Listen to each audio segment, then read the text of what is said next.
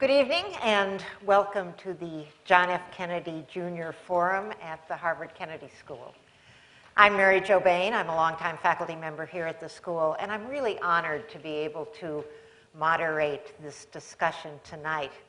Like many of you, I have a long-time interest in Haiti and had the opportunity in the spring of 2011 to organize for our students a spring exercise on the reconstruction of Haiti, at which Michèle Pierre-Louis was one of our presenters.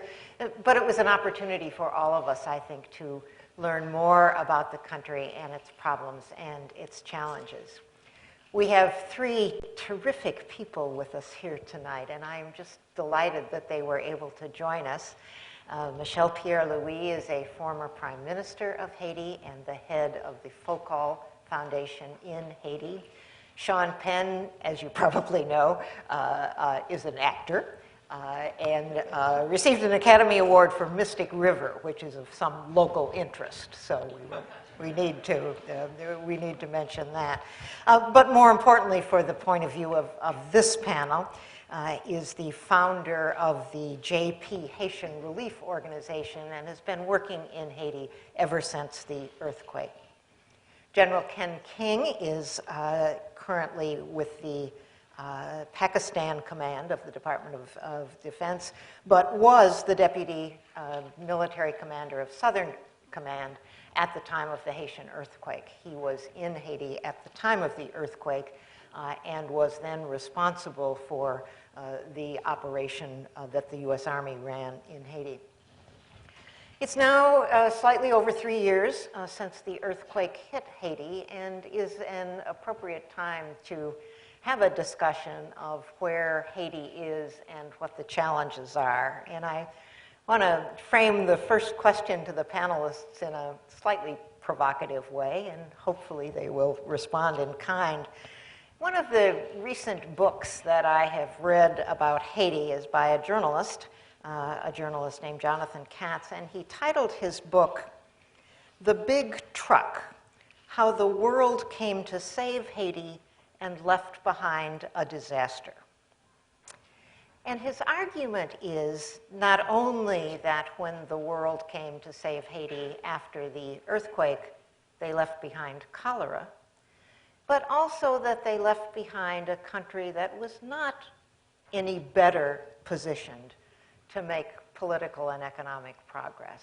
Now, that's a challenging thesis, and I want our three panelists to comment on that, but basically to start by each of them giving us their assessment of where Haiti is at this point, almost 3 years, more than 3 years after the earthquake, and what are the big challenges it faces. So we're going to just go in order: Michèle Pierre-Louis, Sean Penn, and Ken King. Thank you. Before I answer that question, I want to say how thrilled I am to be here. I was a resident fellow in the fall 2010, and I usually sat on this side, not having to answer these provocative questions. But anyway, Haiti should always be seen under the prism of a paradox. On the one hand, it's true that the country was taking off really gradually before the earthquake. And there was a reason to hope, not because I was prime minister at the time, but because it's true. If you look at the figures, if you look at all the indicators, Haiti was climbing gradually the step towards something that could be hopeful for the Haitian people. And then bang, the earthquake occurred, and you know the immense solidarity movement that happened. So today, 3 years after, if you look at the resiliency of the Haitian people, if you look at the dignity of the Haitian people, you can be surprised to see how life goes on, how they've been able to continue. But if you look globally, especially at the government side, you can see there have been a lot of promises that have not been kept. And it's a difficult issue. We might have to come back to that so that I explain the contradictions, the difficulties of negotiating with the donor community when you're in a situation where your institutions are weak, and there is no way Haiti can come out of this without the support of the international community. So today, there is reason for hope, but at the same time, there is still a lot to be done on all accounts. So this is how I would answer, because you said we have to be short, and I'll let Sean Penn, who's done so much right after the earthquake, putting his hand at work, so he probably has a different perspective than I do, but I'll let you give your point of view now. Well, I appreciate the question, because I think that, you know, when someone like that suggests that symbolic of the failures of aid, he counts among it the cholera, that certainly all indications are that that came in through the Nepalese MINUSTA. MINUSTA was there prior to the earthquake, and so that is not a reflection of anything but the way in which the journalists have consistently manipulated the truth of it to ultimately, I think, hurt the Haitian cause and the Haitian people. And those are primarily the journalists who write in defense of them. There is in American journalism, I think, a very titillating marriage between those who report on struggle and their demand that struggle remain present for them to report on it. There is a moral obligation that Dr. Louise Ivers has recently written about that I believe that the UN has, and that there is a formula by which they should be making some reparations to the Haitian people for the negligence of that particular unit, should it be able to be certainly proven that that was the case, as I believe it was. However, so much of the way that we look at aid, or we look at the way that things failed, blinds us to the kind of miracle of what's happened in Haiti. The difference between the Haiti that I landed in approximately a week after the earthquake and the Haiti today is extraordinary when looking at it as a cleanup response to the structures, let's say. And more miraculous, as the Prime Minister just said, is the resilience of the Haitian people, where what was visible trauma and the smell of bodies in the air is now the music and the smiles and the fortitude of the Haitian people. But in anything, so I'll sum up, because I know that we'll talk further, but one of the things that, and I'm looking forward to a similar panel that's coming up where my country director will be on that panel with the author named, and I think it'll be challenged at that time, much of what he's written. But I think that in looking at the future of Haiti, the realist is going to look at the next 15 years, and not at the last 3 and not at the next 2. Well, yeah, I would just add that when you look at it and take it into perspective, I think it illustrates the need to keep the light shining on Haiti in terms of it was evident in the days after the earthquake that the challenges that the earthquake presented in terms of its death and destruction were not going to be resolved in a matter of months or just a few years. It was going to take generations. Absolutely. I was in Haiti on the day of the earthquake with Ambassador Ken Merton, and I'd spent the day with him because we were working with the embassy and various ministries to determine where we were at in preparation for the upcoming hurricane season, given the devastation that occurred in 2008, and ensuring that we were as best postured as we could be. And we just spent part of the day walking through Cité Soleil with very few guards around us, no body armor, no helmets on, whereas a year before I was in Haiti and I did have body armor on. I did have heavy security around me. On this day, we were looking at development projects in terms of reconstructing a few homes, but there was optimism in the air, even in a country that was struggling as much as Haiti was. So I think, as the Prime Minister mentioned, here comes an earthquake that knocks them to their feet, or knocks them to the ground, and really sets them back. And the day after the earthquake, when I left the ambassador's residence and made my way to the airport, as I went through the streets, there was no hope. The people were just asking, when is America and the world going to respond to save us? And what I could tell them was, they're on the way. We could hopefully give them some hope where hope did not exist, so that the international community hopefully can meet the obligations that they made in the days and the weeks and the months after the earthquake. But there are a lot of unpromised commitments that have yet to be made. But I think that we have to look at this at the long term. After having spent nearly 19 months in Pakistan, I look at it in perspective. We can solve Haiti's problems if we put the commitment and the resources behind it. And I think folks like Mr. Penn and the Prime Minister and others who have not left Haiti and are still there are illustration of the glass being half full and the things that can be done if you put your commitment behind it. Well, let me pick up on what you've just said then, General Keenan, and ask the panel to share with us your thoughts about, first, what the government of Haiti needs to do to bring more progress to the country, and what are the challenges facing the government of Haiti.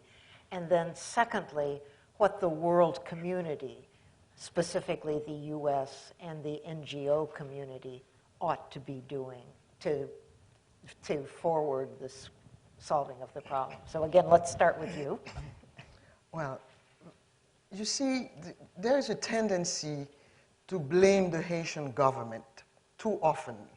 And yet, the Haitian government alone cannot be blamed for what's happening. A large part of the international community should also be part of this situation. We are in the world, and we are with the world in this. So for having been in the government, there is a big issue of timing. You see, there are two problems with regard to your question. One is that when the international community commits some funding, they have a set of conditionalities that you have to meet even before the first disbursement.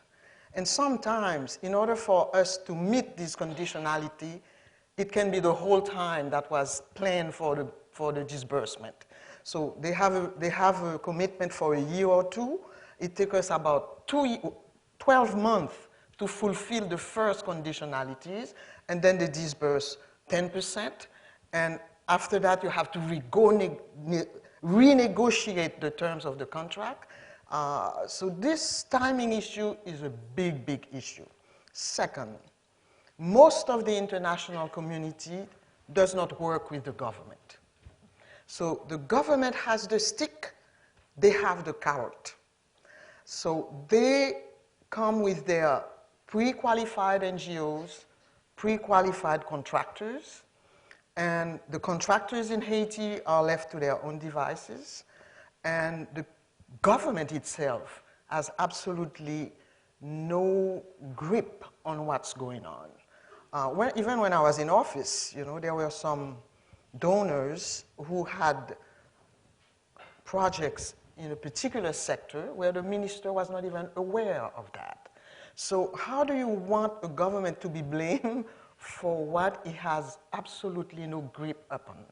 And it's very difficult in a situation like this to have the government, no matter how weak the institutions are and how the government probably has its own responsibility in the situation, but it's difficult considering the level of dependency or interdependency that we are in to just blame the Haitian government.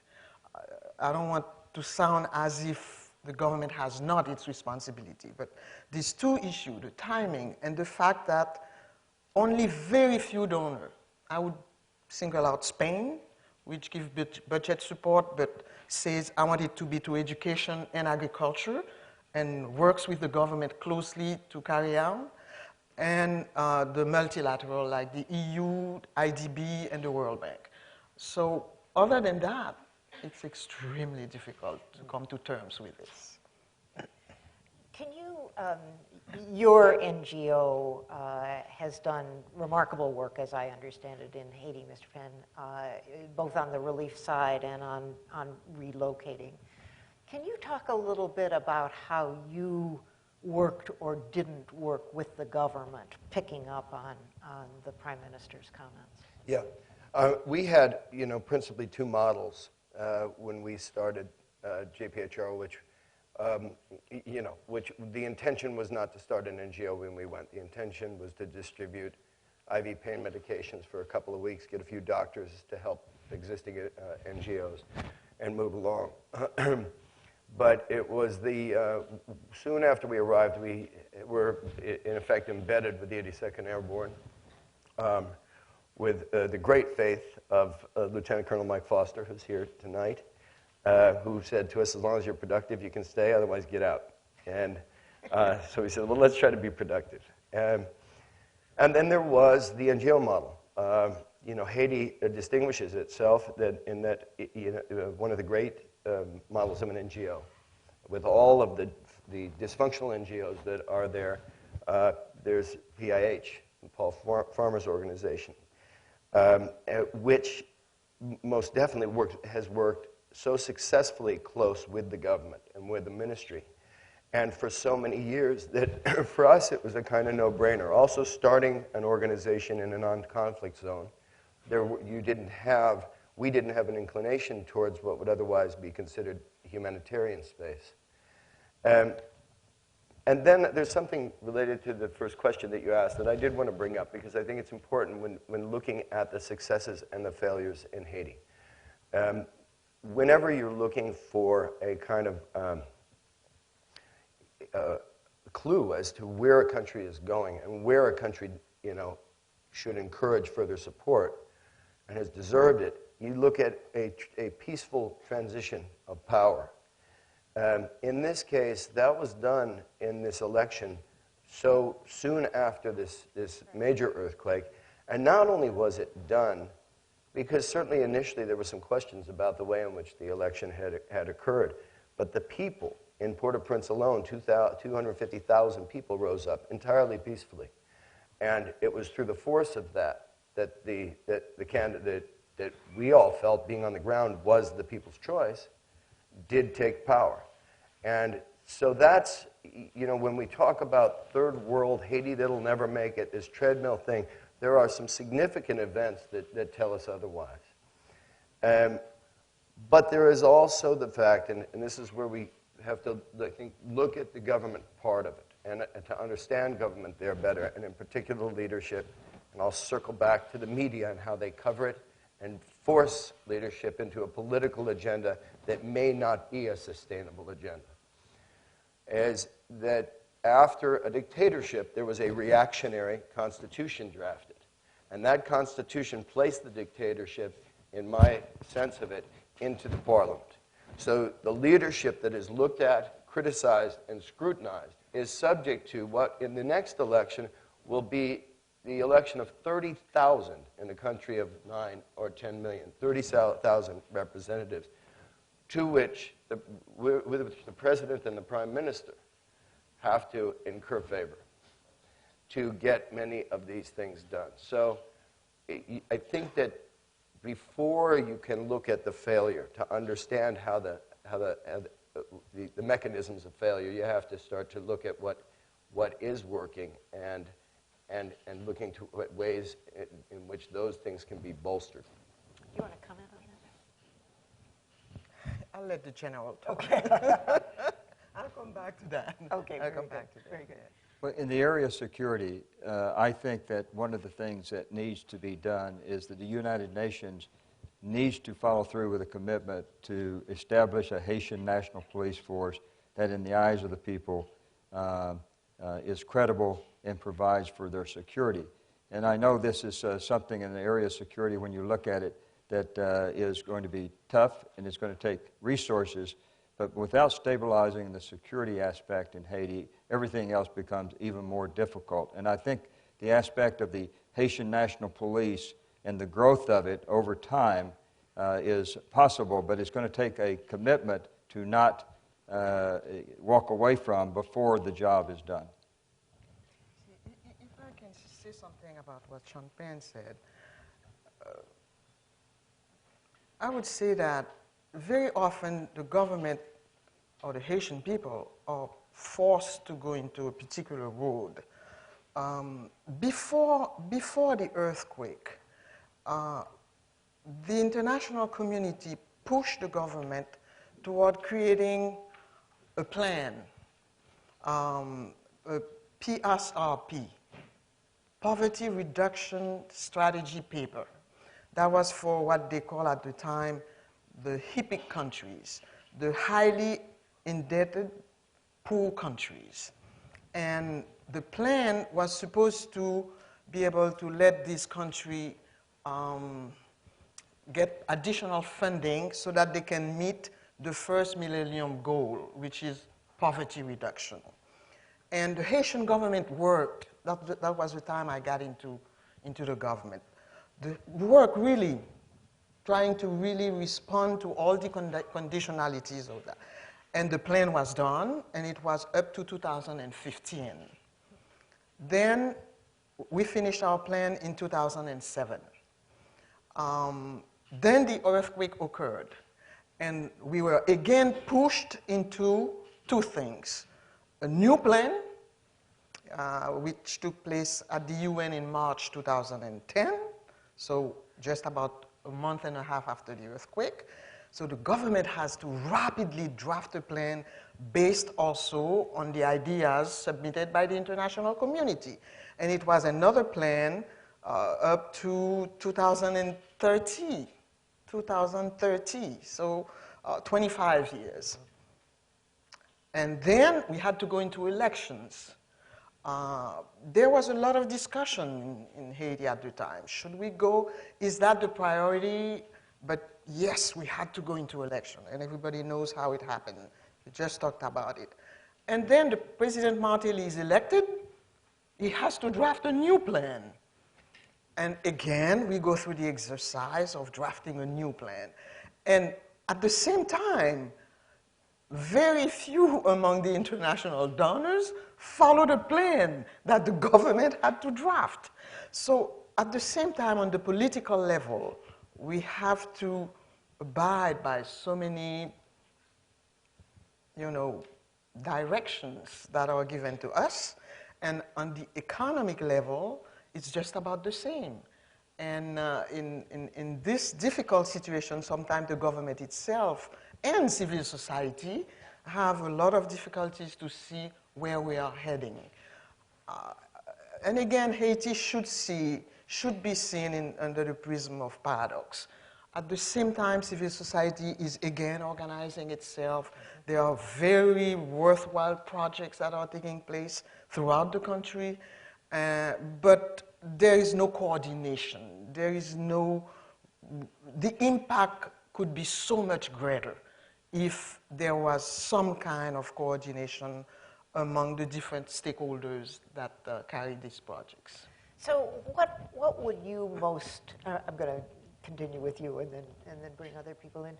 What would you most like to tell the international community at this point that they should do to address some of these things that you've just talked about?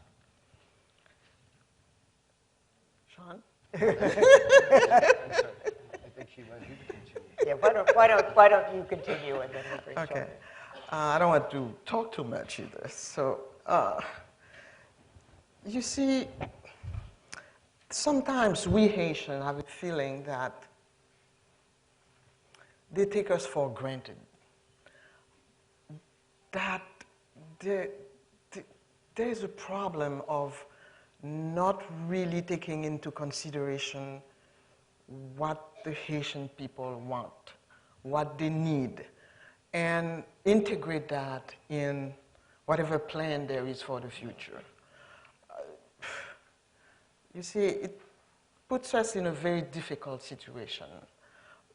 Just before I left Haiti, the special envoy, AI, because the one Ambassador Mariano left in January and is being replaced by Nigel Fisher, who was in charge of humanitarian aid and is ad interim now. And he went to a meeting at the UN and came back and gave a roadmap to the government, saying, well, you're saying Haiti is open for business, but there is so much to be done in terms of justice and security. There is so much to be done in the rule of law. You have not responded to this and that. And they give a roadmap to the president. I mean, you see how we can feel when these things happen? It did. So it's true that there is so much to be done in terms of justice, security, the rule of law, property rights. You know, Haiti is open for business, it's true, but at the same time, we have to review some laws, we have to reconsider property rights. Haiti needs to create jobs, people need to have revenues. All this is true.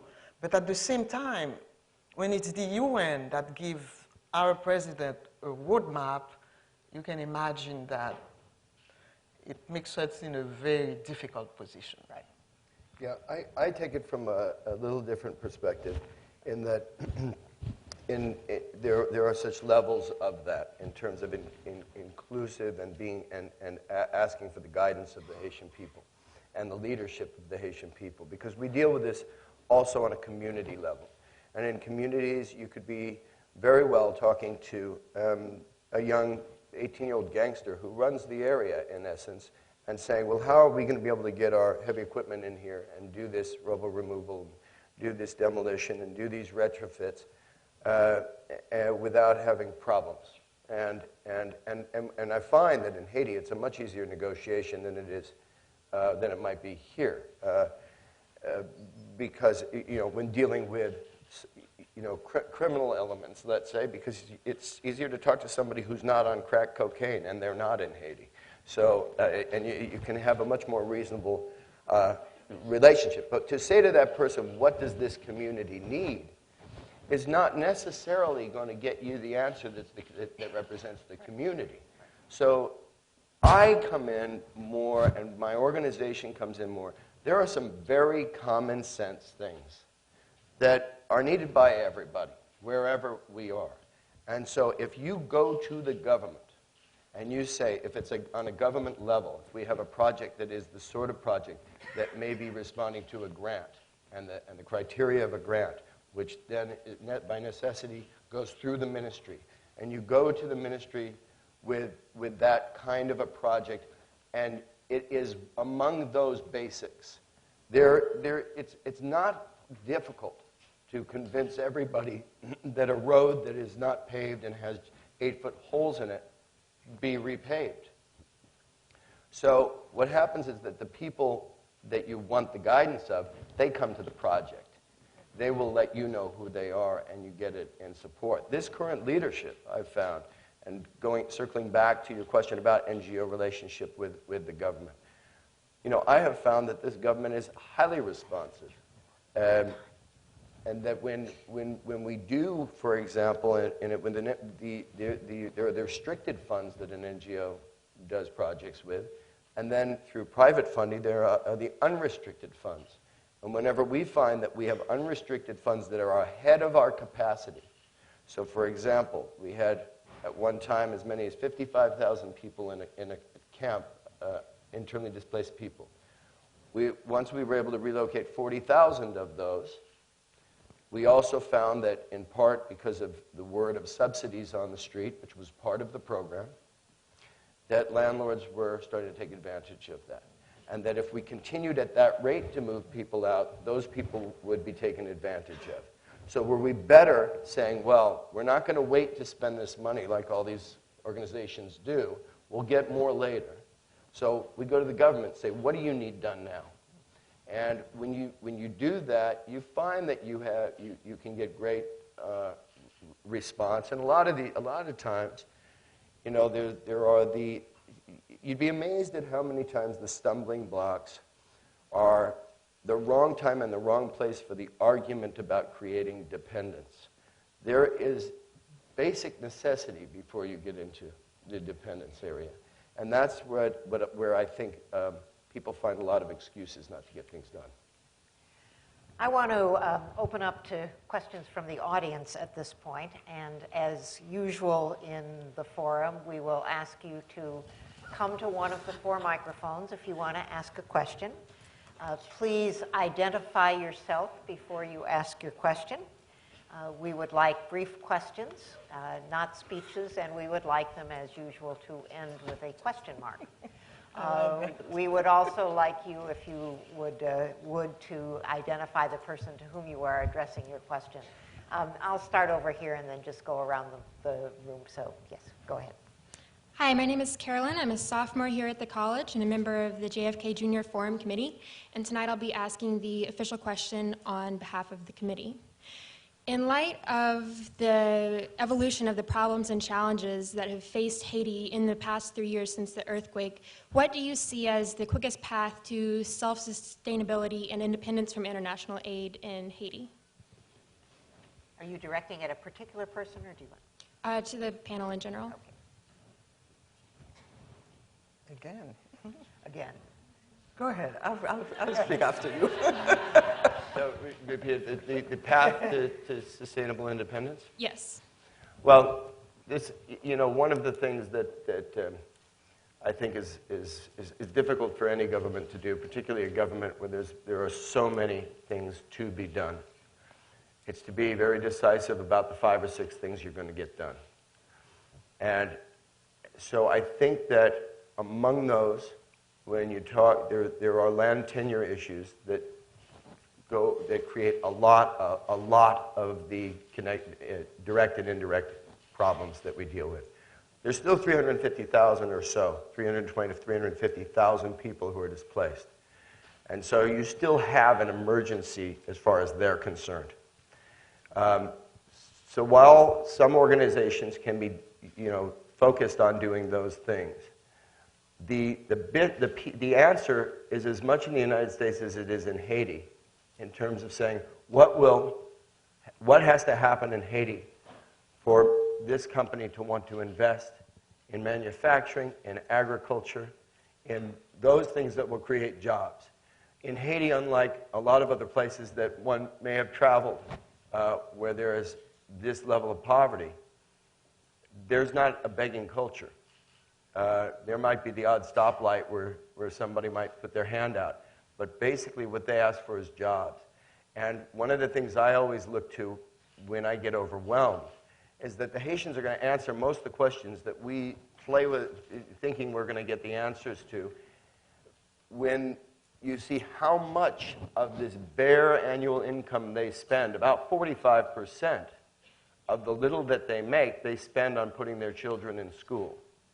And when we look to relocate internally displaced people, and there's a tent school or something that's been temporarily established for their children, and they might be among the few that they get their children into it. The first thing they're going to say before they leave the dirt on the ground, they want to leave there, but they want to know where they're going and whether or not their kids are going to have school. So I think that if all NGOs did is focus on encouraging investment and helping with the education sector, I believe that Haiti would have long since done the rest. Thank you. I think I'll get a couple more questions, and then, so let's, over here. Good evening. My name is Teddy Cherry, and I work for the mayor of Cambridge in charge of constituent services. I was born and raised in Haiti and came to the U.S. at 13. And my question is for the Prime Minister. It's 2 questions. The first one, knowing that more than 50% of the intellectual educated people that can help Haiti moving forward are young men such as myself and other young women in the audience right now that live outside of Haiti. What plan have been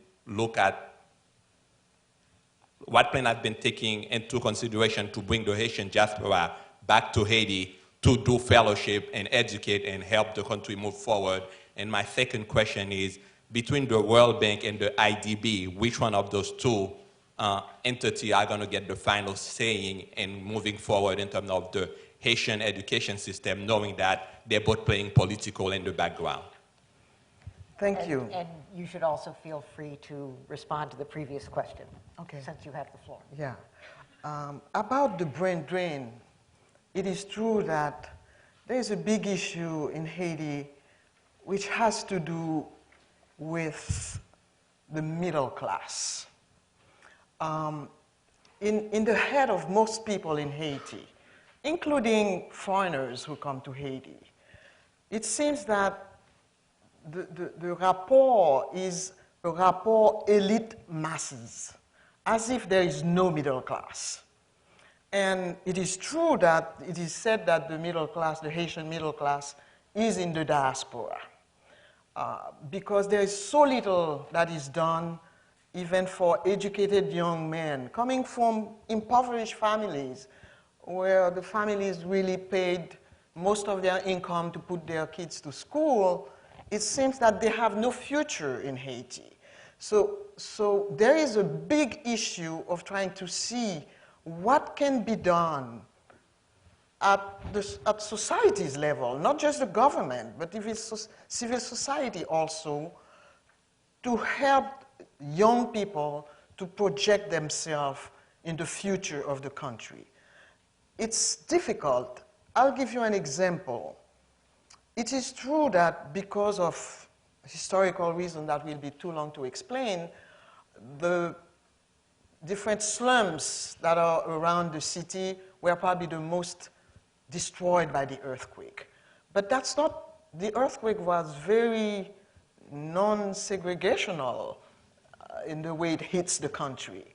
So there are lots of people, because of a lack of access to credit, they build their homes during 20, 30 years with their income. And then, bang, the earthquake occurs and destroys that house. They have today absolutely no access to any bank that will give them a credit to rebuild their homes. So you see, just there's something that has to be done in consultation with the international community to help Haiti give more access to credit to all those people who need either a car, either a house, rent an apartment, modify their housing. This does not exist in the country. So it's, I don't know if you've seen the movie Casablanca. At one point, each time they wanted to arrest some people, they said, line up the usual suspects. So in Haiti, it's the usual suspects that only get access to credit. So it's a big issue that we try to, debate in the country so that the brain drain can stop on the one hand. I teach at the university, and each semester I ask my students, if you get a visa, would you leave the country? They say, Madame, even without a visa, we might leave the country. So, you see, it's tragic. The diaspora can help do that also, can help explain also how do they come to terms with things when they travel, and what's their idea of the country today. Would they come back? What would be the conditions under which they would come back? Some people have tried to come back and found it very difficult to stay because they've used to standard of livings that they cannot find perhaps in Haiti. So this is a debate that should take place both in Haiti and abroad. And with this idea that there is social mobility in the country and that we should take account of this, even most of my students come from very impoverished families. And yet, they've been able to be in school, to have good grades, and I would like them, just like I studied abroad and came back to Haiti, I would like them to stay in the country and find jobs and really find some accomplishment in their own country rather than having to travel. Go up there. Hi, my name is Patrick Silva. I'm a member of the Brown faculty as well as a member at the AALS. In terms of power, both symbolic and real, and this is for all three, and also I would like to tell you, Sean Penn, I appreciate what you've done, but this is a critical question. In terms of symbolic power, giving the National Palace is the seat of power in Haiti. Do you think that it is critical, that as far as national security issue, that a foreign NGO has demolished and will reconstruct the National Palace? What does that tell you in terms of the importance of maintaining national sovereignty and the absence of responsible national elite and bourgeoisie when the National Palace is demolished and will be reconstructed by a foreign NGO? Yes, I'm glad you asked that question. It goes back to the very first question that was asked. You're responding to an illegitimate report in the press that was copied by illegitimate journalists, as journalists tend to do, and virtually none of what you just said is actually what occurred. The National Palace plan, in terms of reconstruction, my understanding at this point is dominantly going to be the government of Haiti. And I have virtually I have heard they're talking about doing a similar facade because ISPAN, the Historical Society, is inclined in that direction. The cost of doing the inside as it was, but structurally sound, is prohibitive, so perhaps a more functional government building on the inside. What actually happens, and this is true of NGOs in general, and it's one of the things that gets me very upset with the press. When the press attacks a quote-unquote foreign NGO, for example, the one that I am CEO of, we have 380 permanent workers. 15 of them are non-Haitian. The other 300 plus are the most hardworking, devoted Haitians that I've ever met. And it is in their heart that they implemented a government program, a government-led program. And they were simply an implementing partner because there was not one that was being subsidized by the donor money that was meant to do things like that would do it for free. So our Haitian staff implemented a government program and took down the National Palace, which was a symbol of a fractured country, certainly to any traveler who was looking to invest in the country. It didn't look like this was going to go anywhere too soon with it in that condition. This was an opinion I agreed with. It was the president's position, elected by the people very, very clearly. So you see, what was reported is that Sean Penn and his bunch of white guys went in there with their jackhammers and charged money. But virtually everything I've just said, and this is live streamed, virtually everything I just told you is the only truth. It's unequivocal. And I want you to follow it up, and I want you to spread that word, because there's a lot of Haitians who that was not even a safe job in many cases. That was a very dangerous building to work in. And how dare the journalistic community misinform you? I want to add something. In addition to what Sean Penn just said, I was asked by one of the Haitian architects working for ISPAN, which is the Institut National de Sauvegarde du Patrimoine, the Historical Heritage Institute, which is under the Ministry of Culture. I was approached by him about a month ago. He said, we want to create a Haitian ad hoc committee to see how we can work on a program for the reconstruction, because this has not started yet. They don't know what the palace will be. They want to perhaps build it as it was before, but yet it was built in the 1920s. At the time, there was a big army. There was an arsenal at the bottom of the palace. So what will that palace be in 5, 10, 20, 30 years if it is to be rebuilt? So we need to reflect on that.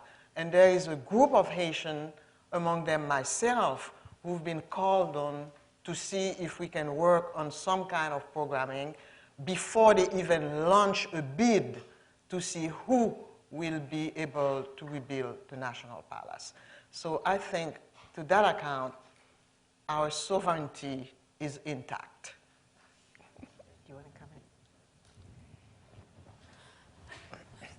Hi, good evening. Thank you very much for being here today. My name is Tiffany Lazio Cedre, and I am a freshman in the college, and I'm also a member of the John F. Kennedy Jr. Forum. And this is the official Twitter question from the hashtag Haiti Forum Twitter newsfeed. This question is directed primarily to the former Prime Minister, Dr. Michèle Pierre-Louis. The question is, how else can Haiti combat corruption if not with conditionality to aid?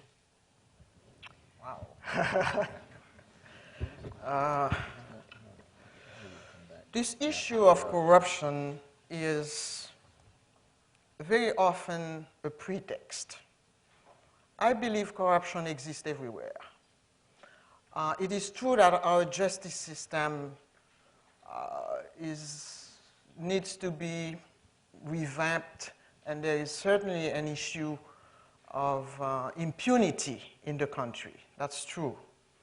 But at the same time, again, with the injunctions of the international community, we've created two entities, if not three, that can help prevent corruption or help investigate cases that have to do with the government. Within the office of the Ministry of Justice, there is one under the US Treasury for laundering money.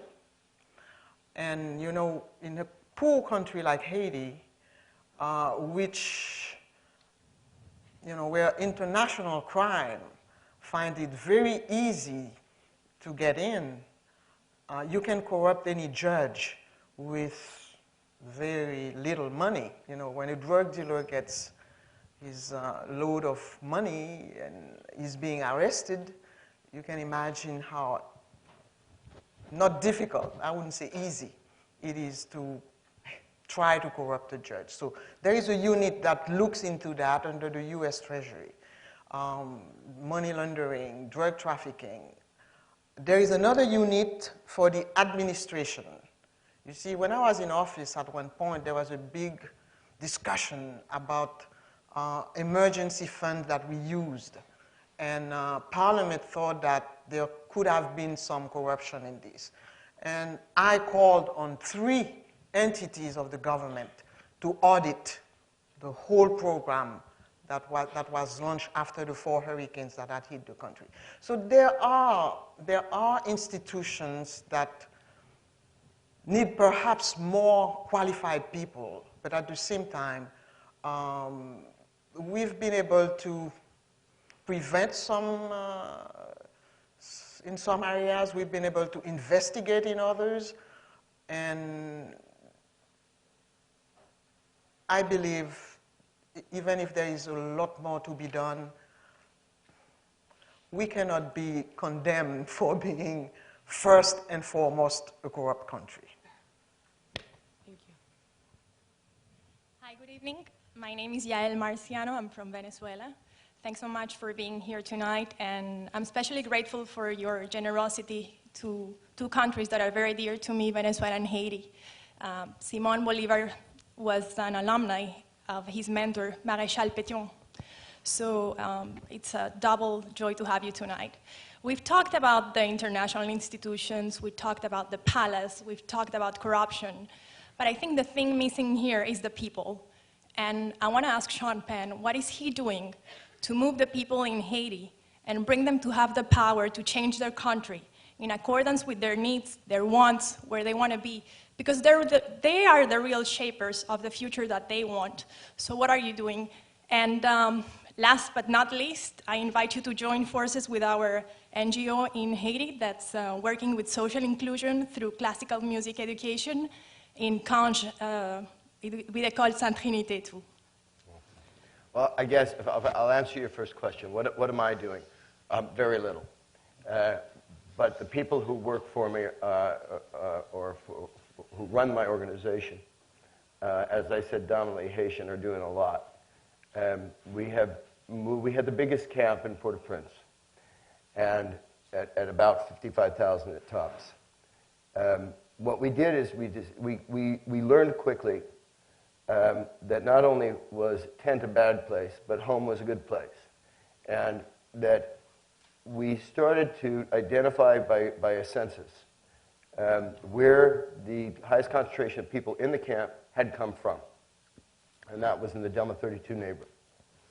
So we went, that's where I started our first rubble removal.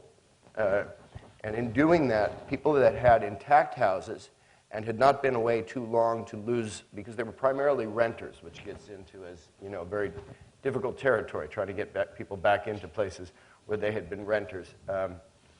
So what happens is that as soon as we removed rubble, we saw that what we were being told and what the common wisdom was in terms of people having it better in the camps. There was a similar thing said by a high-profile person in the United States after Katrina. This notion that that these people had it better in the camp situation with all these NGOs helping them and so on. We saw that as many people as could get back to home simply because the roads that had been double head high in rubble were blocked for 2 kilometers around in this one particular area. As soon as we moved that rubble, everyone that could get back in went back on their own. And then what we started to do is realize that there were necessary services, in particular clean water, light, because without light, crime goes up, particularly crimes against women, so on. The same issues that we'd had in camp. And we started saying, let's take the camp management notion to the street. And also, we were transitioning from camp management by a young NGO that was principally foreigners into a growing NGO that was understanding that even within our camp, we started to work closer with the community leaders, ultimately transitioning to being a supplement to them. And so we started looking at community management in the same way, or rather, these Haitian department heads did, and in partnership with those community leaders. So then we start a community center in that community. So now the kids, when they come back, they've got help with homework after school. It's entirely volunteers from the community, adding pride that way. We take our tent hospital, we retrofit a structure in Delma 32, that becomes our clinic. So what we've been able to do in doing that is relocate 40,000 of the 55,000 people. Now we're down to people who are the least options. So the people who have had the least options for the last 3 years are the ones who continue living in this very stressful situation. So the next question is now, what with them? We've just made a grant, and on that grant, a commitment to relocate the rest of the camp by the end of this year. So what happens with the people once they go back, then we add livelihoods programs, and we do follow-up on the people and so within that process, what you watch happen is you start to watch leadership being birthed within the community. And so you can find, then as an NGO, maybe you're going to do a microfinance over here or this over there, but pretty soon you get to see how the model's going to work. And I'll give you a last example. The most people that we have are in our engineering because we have a pretty robust engineering core with the retrofits and the construction and so on. Once we're out of building houses for beneficiaries in camps, once we're not picking up rubble from the earthquake, once we're not doing demolition from earthquake, that's a really simple way to say to yourself, okay, because we've got all these civil engineers now trained and these supervisors trained, we can break this engineering up into 6 commercial companies, take the money we were spending on our engineering corps, give it to these guys to get their business started, and get rid of engineering for an NGO, and now you've got more companies. So that's the kind of way that we're thinking and things we're trying to do. If I may say something, you see, after a disaster, catastrophe of such magnitude, there is, of course, the first relief phase. I guess that's when Penn got into action. And the relief phase is really the humanitarian phase. You have to give food to people, you have to give health care, you have to give water. And this phase lasted quite a long time in Haiti, about a year, if not more. And then there was the recovery phase. Are we going to build transitional shelters rather than permanent homes? How are we going to link the relief effort to the permanent reconstruction efforts? And now that we are in the phase of reconstruction, whether the public buildings or housing, there is a sense of frustration, I must say. It's true. Some NGOs, you mentioned Partners in Health. I work in a very impoverished neighborhood on the outskirts of Port-au-Prince, Martissan, which is really like, it was like Cité Soleil, you know, a place where people had apparently no rights and things. And it's amazing what you can do in such neighborhoods to build capacity, to see how you can reinforce leadership, community leadership. But at the same time, there is a sense that after 3 years, not enough has been done. And sometimes this sense of frustration can be dangerous if it's not really appreciated to where it is and action can be taken. We've been through that already in Haiti. It can happen again. And I'm really a bit anxious that if nothing is done in the near future, on a much larger scale, frustration can be built, and unfortunately, anything can happen. Hi, my name is Ben Bolger, and this is a question for Sean Penn. I appreciate your comments on some of the problems with the media. It seems that oftentimes journalists are very interested in the immediate consequences of natural tragedies, so domestically like New Orleans or internationally like Haiti. But covering the stories of reconstruction and rebuilding oftentimes seem to be dropped. Some people say it's a problem that audiences are less interested in those stories. Other people criticize the journalists. What is your assessment of how more visibility can be drawn to the courageous efforts that are involved in reconstruction processes? This is really hard because it's, you know, I mean, more than half the television sets that were there went down, you know, because if you start with Haiti communicating to itself, I mean, this is the same thing if you're going to talk about import versus an export. You know, the first thing they got to be able to do is feed themselves and then look to international export when it shifts. So in terms of the messaging, again, the getting the word out is much more important nationally than it is internationally, especially when it regards to the tipping point things that the Prime Minister's just mentioned. And I think that you know, this was one of the issues because there was a project that we were and may still do working with the government that was going to be a very high-profile project. And we were looking at how do we make this extremely inclusionary? How do we, because it's the kind of thing where the enemies of the current leadership, let's say that there would have been media coverage of this event that we've discussed, and it would be certainly be an invitation to provocation. How do we make it owned by all? And you start saying, well, yes, there's radio, but again, especially in the interaction between international NGOs and the people at large, countrywide, very difficult, almost non-existent.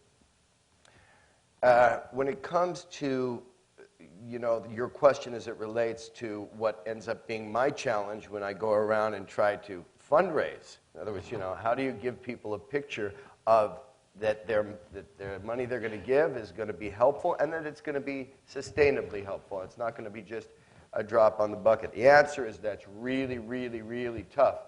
But it's tough because if you're going to tell the truth is not necessarily a bad news story, it's just a real news story. And so when, you know, it's like anything. Where should most money be put in an emergency? In the prevention from the emergency occurring. The least sexy thing that you can do.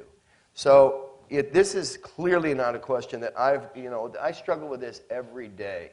And in context of Haiti, I find it particularly frustrating because this should be, I mean, this is an hour and a half from Miami Beach, man.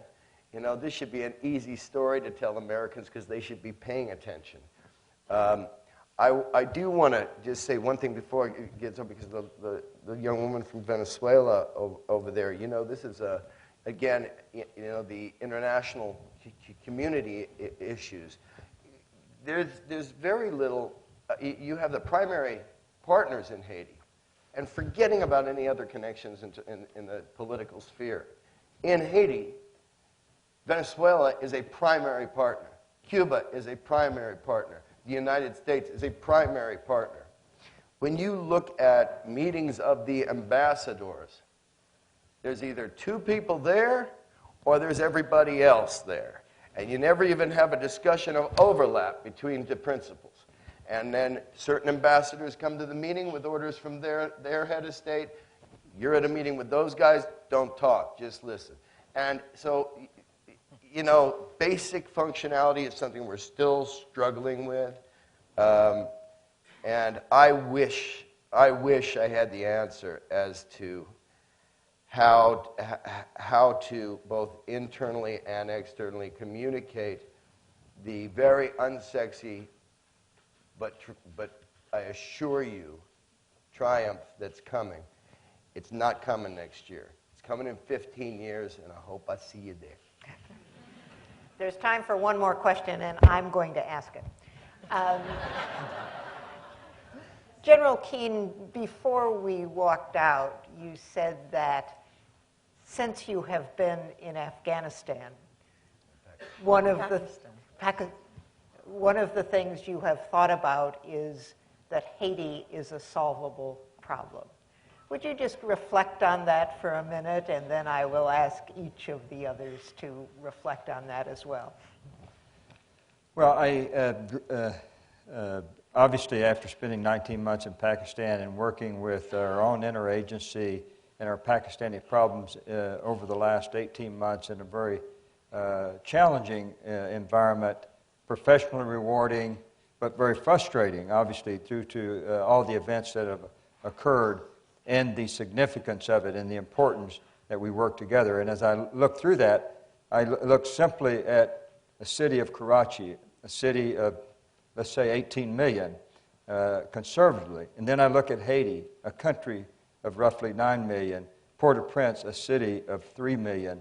And when I visit Karachi with its tremendous challenges, but yet its tremendous opportunities economically, and I say, if the country of Pakistan has to deal with all the things it deals with, and we can work to at least stabilize this region, surely, as Sean said, within less than an hour from Miami, if we put our mind to it, we should be able to solve the historical problems that have plagued Haiti for decades.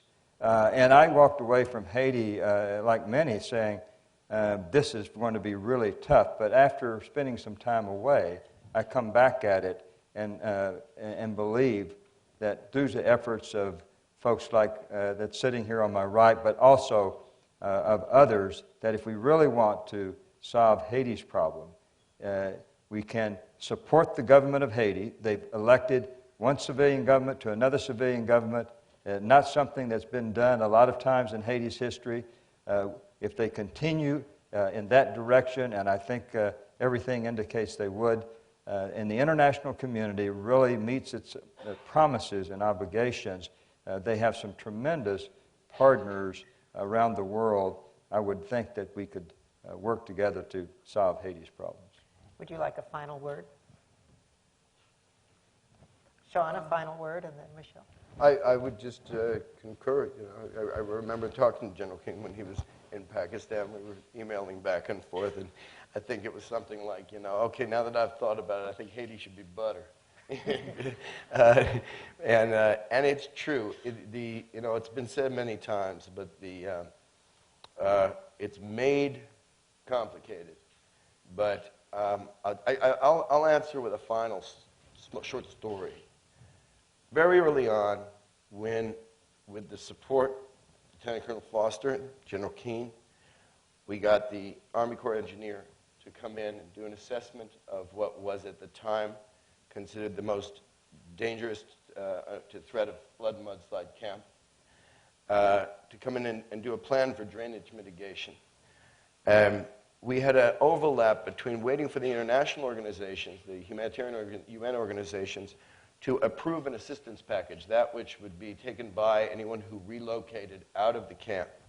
And we had, out of the 50-some-odd thousand people, 32,000 were considered under immediate threat of mudslide or flooding without doing drainage mitigations. So a plan was drawn up, and the plan would necessitate the relocation of 5,000 persons. It was about 1,200 families. So who were going to be those families? And what information did we have to give them so that they could make a decision about what they wanted to do? But before we had a place or assistance packages, we had to start using their resources and heavy equipment because we were going to lose the military presence before if we waited. So we had to start figuring out how to shuffle people within the camp. So a couple of my guys went down to the bottom of the camp where you had the most pro-Aristidist, anti-us. You know, we were the white guys with the white guys who owned the club guys, and in the market area. And I got a radio call that it was getting heated. And I went down. I remember as I'm running down that, and I'm not an engineer, but the plan was easy for a layman to understand because we'd all been together as they had in the camp at night when the rains came and knew where the water flowed. So to look at this plan of where these drainage ditches would go, I didn't think that was going to be too tough. So I grabbed it. We ran down there. And we argued for about an hour, and also they argued amongst each other, these community leaders. And it just finally occurred to me, I said, look, they thought we were coming down as though we had authority. I said, we have no authority over you. You have to understand that. We don't give a damn about the people that own this club, people who, I must say, have been very supportive. But at that time, this was the way to say it, and I didn't use just that language. I said, but this makes sense to me, and if you're willing to, we needed to move 35 of their tents in about 15 hours. And we had to move them from a flood area of the camp to another flood area of the camp. We didn't have much good to offer. I said, but it'll protect this many people if you do it. Left the thing in there, we went outside, and this is what I have found is typical Haitian, and why we stay there and stay in love with the place. Because I don't think this could happen in the United States. About 5 minutes later, the guy came outside, and he says, no one wins this debate. He says, we do it for the people. And 35 tents moved. It's great. It's a great story. Final word, Michèle. Yes, I think Haiti can be. The problems can be solved. But we need to put all the stakeholders together. Very often, the international community is doing its thing. The government is doing its thing. Civil society is on its side. The grassroots organizations are on their side. Universities are on their side. If we cannot put all the stakeholders together at one point, even if it takes time, but we have to, I don't know the English word, to break the barriers and invest where it makes sense. I had a discussion with the EU not too long ago with the German ambassadors also. I told them, you've been here for the past 25 years, and yet it seems like to some extent you're also like Sisyphus. You roll your rock up the mountain, it rolls back, and then you roll it up again. So at one point, we have to think about what should be done so that it's not reversible. And thinking about risk, thinking about Haiti being on the path of the hurricane. Yesterday there was an earthquake, and everybody took to the streets. So that means nobody is quite prepared yet to another disaster. So I believe there is a need that all the stakeholders get together, look at the future, look at the resiliency of this country, of these people, their dignity, and look at the future. Well, I think that is the opportunity and the hope Please join me in thanking the panel.